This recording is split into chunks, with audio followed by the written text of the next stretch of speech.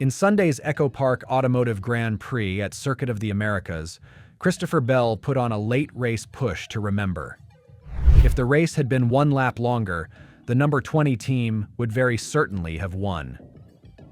But he also put up some stunts on track that others might remember for a long time as well, upsetting one certain hothead, Kyle Busch. With stage brake cautions coming to COTA for the first time since 2022, Bell and his crew, Chief Adam Stevens, discussed the possibility of staying out to earn stage points, if the chance came. Instead of making 3 pit stops over 68 laps, the plan would be to extend the fuel tank as far as possible, resulting in 1 fewer trip to pit road. It would also imply that pitting late in the last stage would ensure Bell had the freshest tires for the race to the finish. The latter technique worked out. On lap 13, when the pits closed until the end of the first stage, the first 2 runners, William Byron and Ty Gibbs, came to pit road, relinquishing the lead to Bell. The number 20 squad won its second stage of the season and gained 10 points, reducing the potential loss if the 2-stop strategy failed. "We took the points in stage 1, and then we didn't see another caution," Bell said. "We talked about it all week. If we were going to jump the stages or not, and we decided that if we had the opportunity to win the stages, we would take the points." Christopher Bell put up a fantastic performance in his attempt to catch race winner William Byron on Sunday at the Circuit of the Americas, but he also irritated some people. Bell and Byron definitely had the 2 fastest cars during Sunday's 68-lap race on the 3.41-mile 20-turn road layout, but they used significantly different pit strategies. Bell and his number 20 Joe Gibbs racing team used a 2-stop strategy during the race, which let him finish as one of the final cars to pit. That left Bell with marginally fresher tires in his attempt to catch Byron after the last green flag stops had cycled through, but he fell short. "Obviously, once I got to him, it was going to be tough to pass him, but just needed a couple of mistakes," Bell said. "William has been really good on the road courses, and he was flawless when it mattered today." At least twice throughout the race, as Bell was making his way through the pack, he spun off other cars, and one of them, Kyle Busch, was among the first to face Bell on pit road afterward. With 28 laps remaining and racing, Tyler Reddick and Kyle Busch for position, Bell jumped into Busch's number 8 car as they approached turn 1.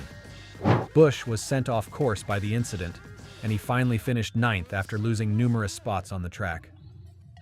On pit road, Busch and Bell had an intense debate about the matter, where Kyle could be seen pointing his finger towards Christopher and making clear it had been the second of third time this has happened.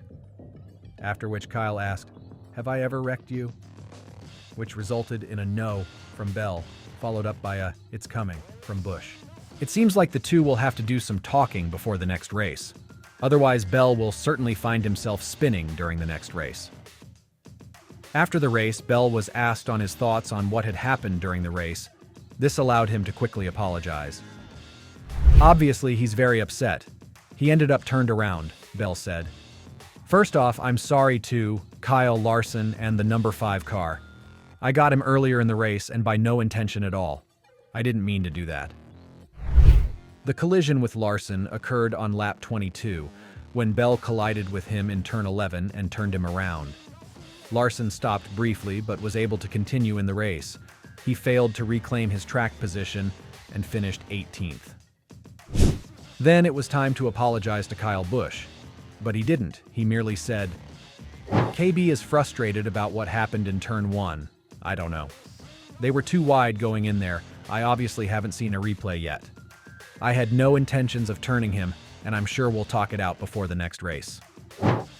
We'll have to wait and see if they have really talked it out, otherwise Busch will surely take revenge.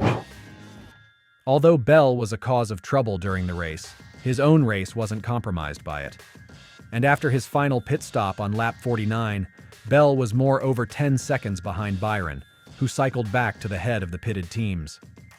Bell closed the distance swiftly, first overtaking Ross Chastain and then chasing down his Toyota teammate Tyler Reddick.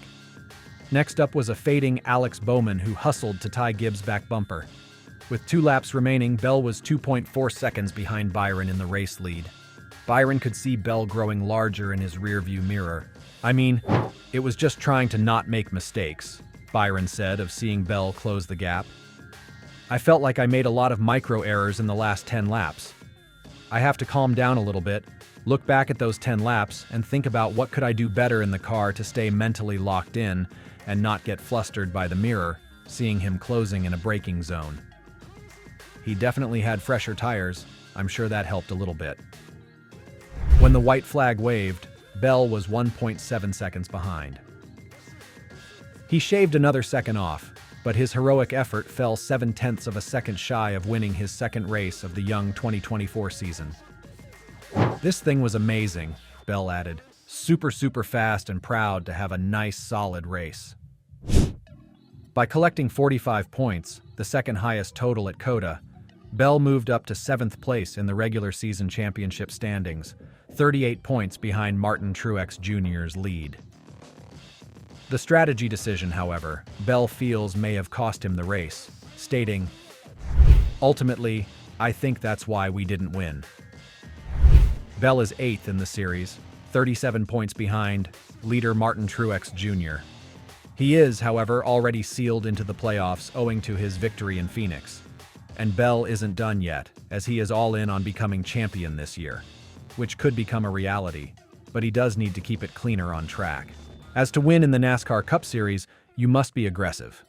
But there is a line, and it appears like Bell may have tiptoed over it on Sunday at COTA, poking the bear, Busch. It will be fascinating to observe how the drivers of the number 8 and number 20 cars do on a short track next weekend. Will Busch take his revenge there?